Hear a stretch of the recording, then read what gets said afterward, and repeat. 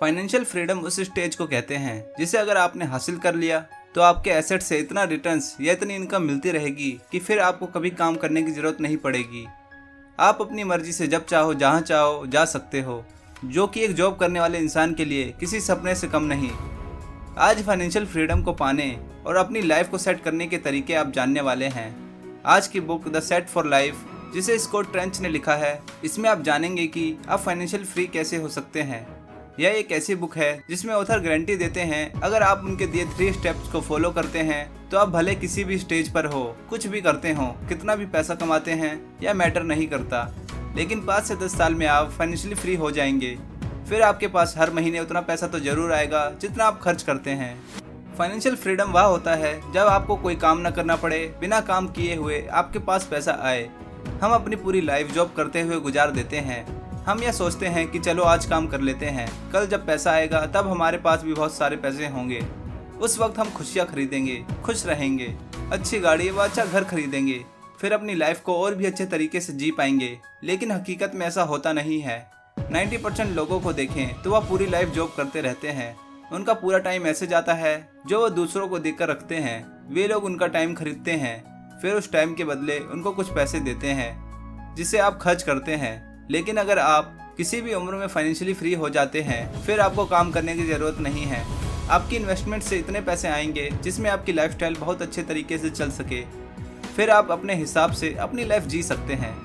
आप अच्छे से अपनी लाइफ को एंजॉय कर सकते हैं। ऑथर कहते हैं कि अगर आप अपनी लाइफ में या 3 स्टेप को फॉलो करते हैं तो 5 से 10 साल में आप फाइनेंशियली फ्री तो हो ही जाएंगे। उतना पैसा तो आपके पास डेफिनेटली आने लगेगा जितना आपके पूरे महीने का खर्च होता है। Step 1, save $35,000। स्कॉट कहते हैं कि अगर आप फाइनेंशियली फ्री होना चाहते हैं तो सबसे पहले आपको अपनी लाइफ में फर्स्ट स्टेप लेने की ज़रूरत है। वो ये है कि आपको $35,000 सेव करने हैं। $35,000 का मतलब भारतीय मुद्रा में लगभग 26 से 27 लाख है। ऑथर यह अमाउंट सेव करने के लिए इसलिए बोल रहे हैं ताकि आप अपना कोई घर खरीद सकें। घर भी मल्टी फैमिली घर, यानी कि डुप्लेक्स या 4प्लेक्स होना चाहिए। आपको घर क्यों खरीदना है यह आपको आगे पता चलेगा। इस अमाउंट को सेव करने के लिए ऑथर एडवाइस देते हैं, बी फ्रूगल, यानी कि कंजूस बनो। कंजूसी का मतलब यह नहीं कि खाना पीना छोड़ दो, बल्कि उन चीज़ों में कंजूसी करो जो आपकी लाइफ में वैल्यू ऐड नहीं करते। यह आपको ट्रू हैप्पीनेस नहीं देती।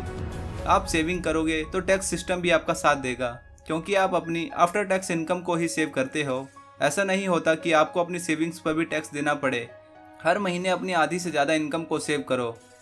अगर आप हर महीने 50,000 कमा रहे हो तब आपको 25,000 से ज़्यादा सेव करना चाहिए। ऐसी सारी चीज़ों पर पैसा खर्च करना छोड़ दो जो आपकी लाइफ में कोई भी वैल्यू ऐड नहीं कर रहे, जैसे कि junk food, smoking, too much alcohol.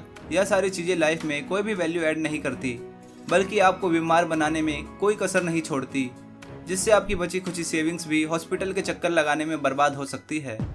बस अच्छी और वैल्यूबल चीज़ों में ही पैसा खर्च करो, जैसे अच्छा होम कुक मील, अपने स्किल को बढ़ाने के लिए कोई भी ऑनलाइन कोर्स या education. Cut spending money on anything that doesn't bring the happiness and always focus on why। क्यों आप सेविंग कर रहे हो, क्यों आप पैसा बचा रहे हो। अपने फाइनेंशियल फ्रीडम का पर्पस क्लियर रखें, इस पर प्राउड फील करें। इस स्टेज को पूरा करने के लिए जो हो सकता है वो करें, जैसे ऑफिस में टिफ़िन लेकर जाएं जिससे आपको अलग से लंच ना खरीदना पड़े, थोड़ा सस्ता अपार्टमेंट ढूंढें जिससे रेंट पर आप अच्छा खासा सेव कर लें, अपने ऑफिस से वॉकिंग डिस्टेंस पर ही अपना अपार्टमेंट या रूम लें जिससे ट्रैवलिंग या कैब का भी खर्चा बचे। Save on big expenses. एक एवरेज इंसान अपनी इनकम का 80% हिस्सा रेंट, ट्रांसपोर्टेशन, फूड और इंश्योरेंस व हेल्थ केयर पर खर्च कर देता है, जिसमें इंश्योरेंस व हेल्थ केयर तो जरूरी चीज़ें हैं, लेकिन रेंट, ट्रांसपोर्टेशन और फूड पर आपको सेविंग करनी पड़ेगी। अपनी इनकम का 50% से ज़्यादा हिस्सा सेव करना होगा ताकि जल्दी से जल्दी आपकी फाइनेंशियल फ्रीडम या सेट फॉर लाइफ की पहली स्टेज को कंप्लीट कर पाएँ।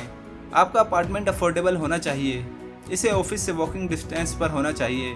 आपको अपने लिए एक रूममेट ढूंढना होगा जिसके साथ आप अपने रेंट और फूड का खर्चा बांट सकें।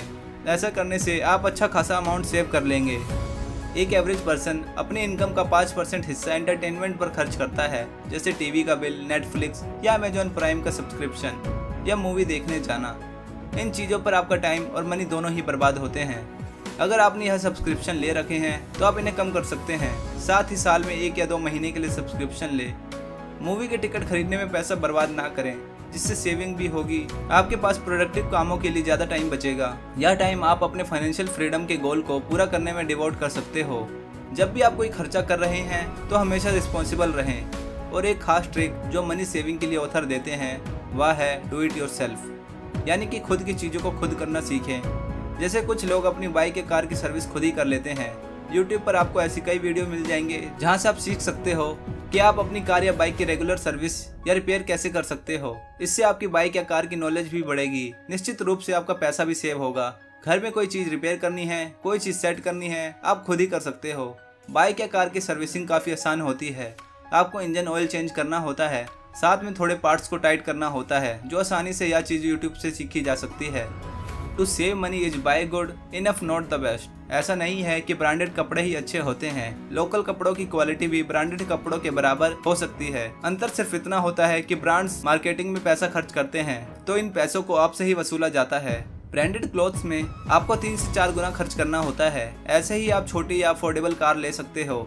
यह नहीं कि फॉर्च्यूनर ही लेनी है। अफोर्डेबल कार लेकर आप परचेजिंग में भी पैसा सेव करोगे, सर्विस कॉस्ट भी उसकी कम होगी, वह गाड़ी भी फ्यूल एफिशिएंट होगी। तो यह विन विन वाली सिचुएशन होगी, क्योंकि बड़ी गाड़ी आप ले तो लोगे लेकिन सर्विसिंग के टाइम पर या पेट्रोल भराते टाइम सोचोगे कि छोटी गाड़ी लेनी चाहिए थी। कर्ज की तो आपको सबसे पहले छुट्टी करनी होगी, क्योंकि इंटरेस्ट बढ़ता जाएगा और कर्ज का अमाउंट भी बढ़ता जाएगा। अगर आपके पास कोई भी लोन है तो लग्जरीज को भूल जाओ। रेस्टोरेंट में खाना खाने मत जाओ। सस्ता पब्लिक ट्रांसपोर्ट यूज करो। कोई भी प्रॉपर्टी या महंगी चीज मत खरीदो। साथ में इन्वेस्ट भी मत करो। सबसे पहले लोन फ्री हो जाओ। ज़्यादा इंटरेस्ट रेट वाला लोन सबसे पहले पूरा करो, फिर कम इंटरेस्ट रेट वाला। अगर आपके पास मल्टीपल लोन्स है, यह सारी चीज़ें आपको डेली बेसिस पर फॉलो करनी है जब तक कि आपकी सेविंग $35,000 की ना हो जाए, यानी कि घर खरीदने के बराबर ना हो जाए।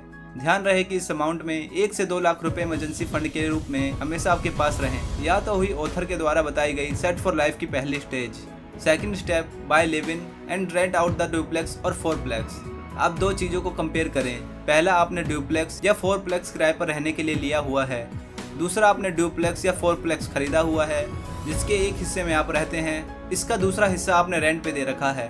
पहले तरीके में हर महीने आपको अपनी इनकम का अच्छा खासा अमाउंट रेंट के रूप में देना होगा, जो कि इन्फ्लेशन के साथ हर साल बढ़ता जाएगा। इस चीज़ को ऑथर ने हाउस हैकिंग का नाम दिया है। इन्फ्लेशन के साथ रेंट का अमाउंट भी बढ़ता जाएगा, आपकी जेब खाली होती जाएगी। अब आप दूसरे तरीके को कंसीडर करें। यह एक बेस्ट तरीका है। आपने एक मल्टी फैमिली प्रॉपर्टी खरीद ली है जिन्हें आपने फर्स्ट स्टेज में सेव किए थे। जिस हिस्से को आप यूज नहीं कर रहे उसे रेंट आउट कर लो। इसका फायदा यह होगा कि पहली बात तो ये कि आपको कोई रेंट नहीं देना पड़ रहा, आपका रेंट का पूरा पैसा सेव हो रहा है। दूसरा, आपको एक्स्ट्रा इनकम मिल रही है। इसे आप सेव या इन्वेस्ट कर सकते हैं। इन्फ्लेशन के हिसाब से आप इसे बढ़ा भी सकते हैं। अब चीज़ों को आप कंट्रोल करते हैं। डुप्लेक्स या फोरप्लेक्स का हिस्सा रेंट पर देने का मतलब पूरा फैमिली स्पेस आपने रेंट पर लगाया हुआ है, तो रेंट भी आपको अच्छा खासा ही मिलेगा।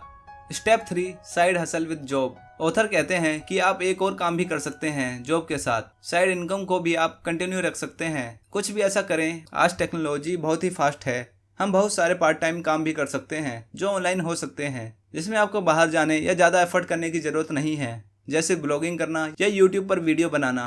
Whatever you are good at, जिस भी फील्ड में आपकी स्किल है, उदाहरण के लिए कोर्सेरा या उडेमी में अपने कोर्सेज क्रिएट करें। कोडिंग सिखाने, गार्डनिंग या कुकिंग के जो भी आपकी स्किल है उसके अकॉर्डिंग कर सकते हो।